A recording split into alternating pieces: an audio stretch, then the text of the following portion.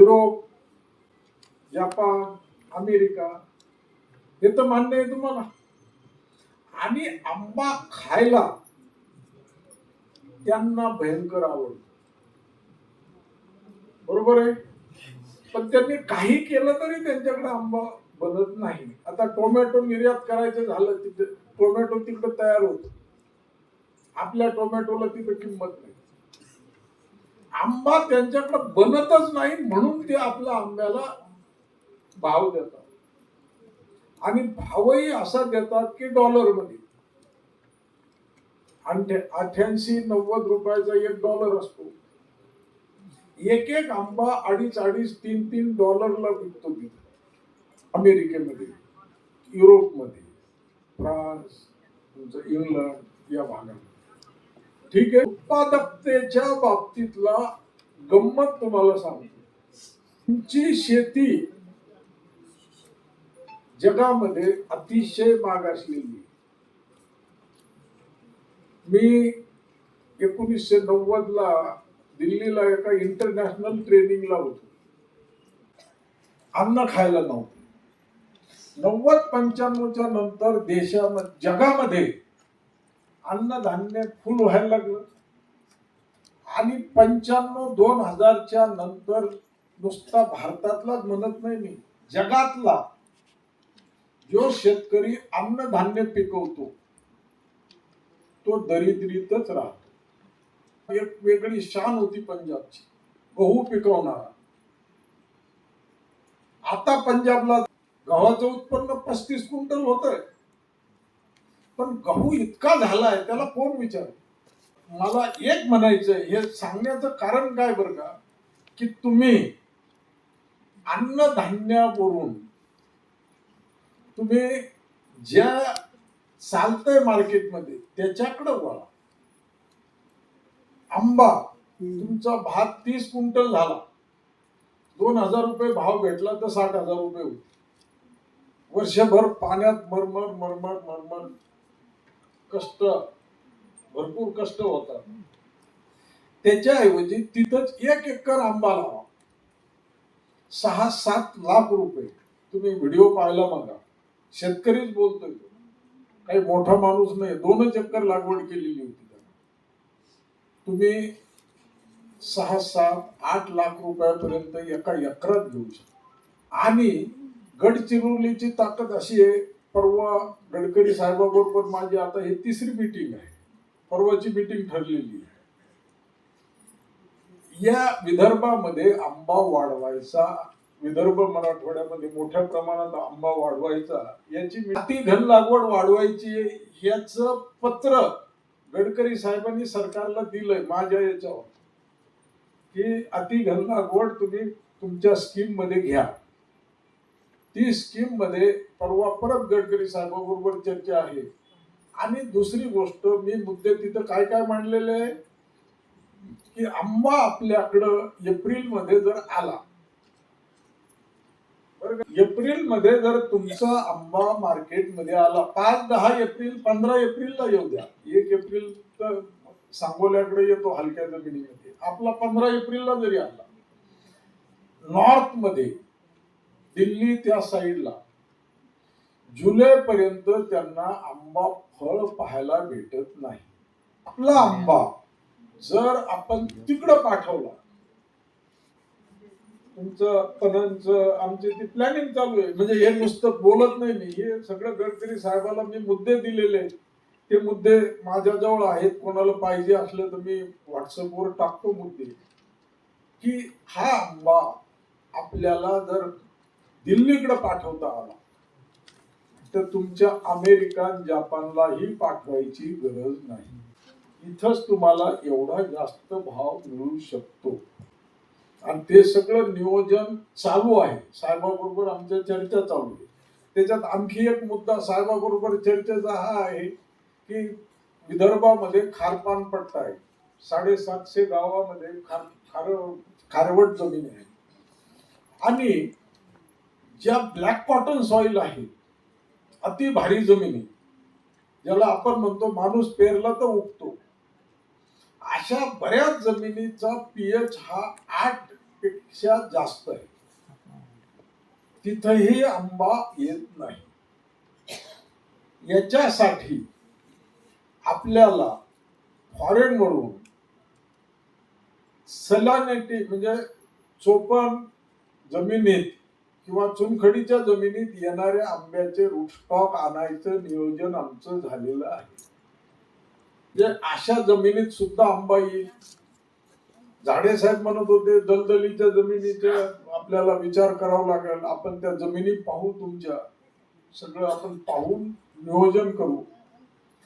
पण तुमचा जर पीएच जास्त असला तर अशा जमिनीत सुद्धा आंबा कसा जास्त चांगला येईल याचं तंत्रज्ञान आपल्याला विकसित करायचं आहे. आणि ते मी पण आंबा लागवड ही याच्याकडे लक्ष द्यावं. तुम्ही नुसता भात भात भात करत बसले तर तुम्हाला मोटारसायकलला पेट्रोलला पैसे मिळणार नाही. 95 पासून आंबा निर्यातीमध्ये आहे. आपली आंबा निर्यात वाढतच नाही साहेब, स्टॅग्नेट आहे. स्टॅग्नेट असायचं कारण बऱ्याच गोष्टी आहेत.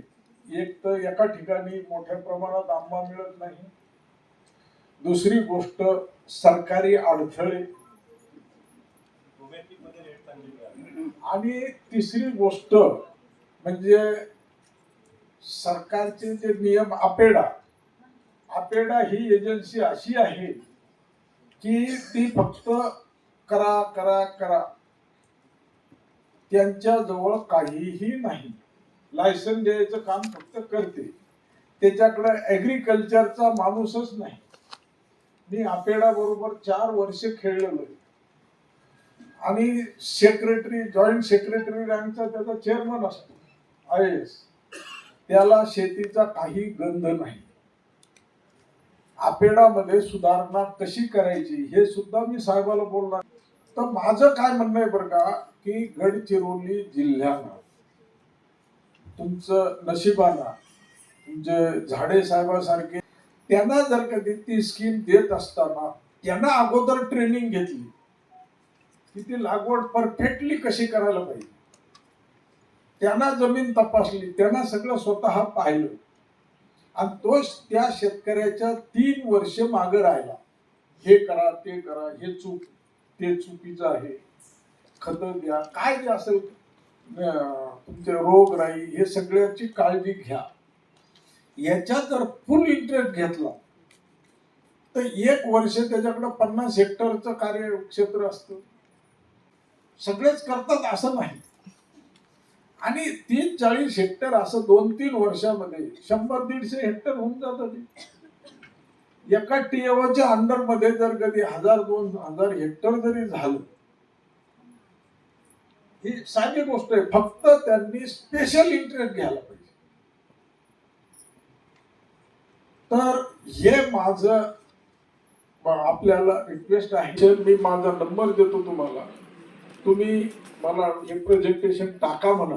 मी हे सगळं प्रेझेंटेशन आपल्याला व्हॉट्सअपवर टाकणार, म्हणजे तुम्हाला आरामशीर कधी पाहायला भेटेल.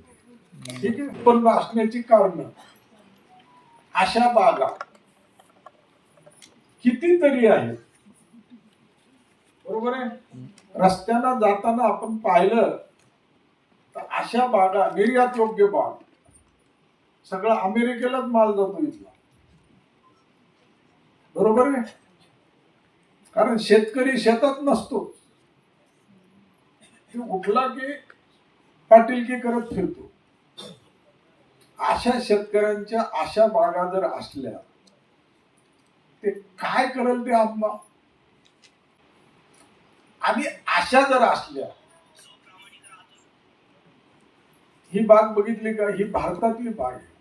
अशा जर बागा असल्या, यांना वर्षाचे 2 एकर बाग आहे, वर्षाचे 14-15 लाख रुपये त्यांना आरामशीर मिळतात 2 एकर. एकच एक बाग 5000 एकरची पाहिली. ते बाग पाहिल्यानंतर त्यावेळेस 15 वर्षाची होती. बघा ही बाग 1.5 बाय 4 मीटर, म्हणजे 5 बाय 15 मीटर, 5 बाय 12 मीटर असे वेगवेगळे अंतर होते तिथे.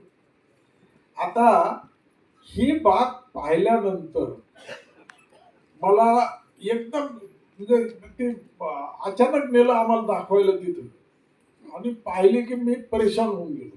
हे बघा आंबे, त्याच बागेतले आंबे. असे आंबे म्हटलं तर 20 टन 21 टन येईल का नाही याचं. तर ही बाग आम्ही पाहिली आणि 5,000 एकरची एकच एक बाग म्हटलं की मी मगा सांगितल्यासारखं निर्यात त्यांची स्वतःची, लंडनला त्यांचं स्वतःचं मार्केटिंगचे स्टॉल. अहो माझ्यासारखे 6 कापसे त्यांना एका लाईन मध्ये नोकरीला ठेवले.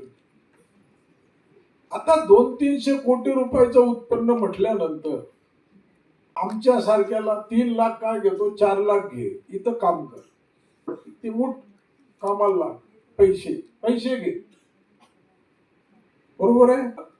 ज्या वेळेस जास्त क्षेत्र असलं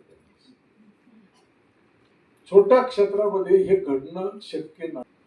पहिली बाग उस्मानाबाद जिल्ह्यामध्ये रुईभर म्हणून गाव आहे, तिथं पहिली बाग 2x4 मीटरवर केली अतिगंधा.